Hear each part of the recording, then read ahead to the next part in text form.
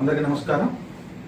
ఈరోజు నా చేతుల మీదుగా ఒక అద్భుతం ఆవిష్కృతమైంది.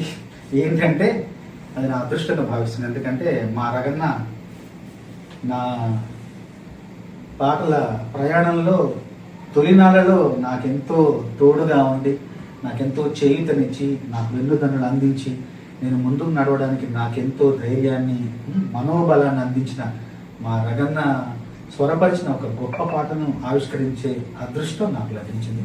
చాలా చాలా చాలా ఆనందంగా అనిపిస్తుంది.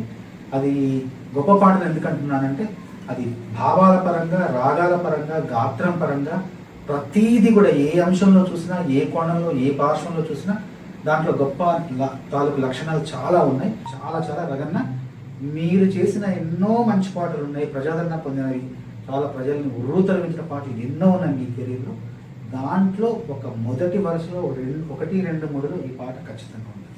స్వరాల పరంగా మీ గాత్రం ఎంత, పైగా మీ గాత్రానికి ఒక ప్రత్యేకత ఉంది. ఏంటంటే అది ఒకసారి విన్నాక ఇంకా వెంటాడుతాం.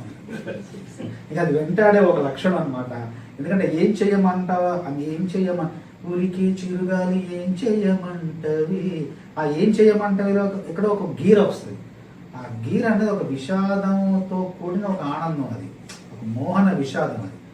అది అది రావడంతో మనసంతా ఒక తృప్తితో నిండిపోతుంది. అది మళ్ళీ మళ్ళీ మళ్ళీ మళ్ళీ గుర్తొస్తూ ఉంటుంది.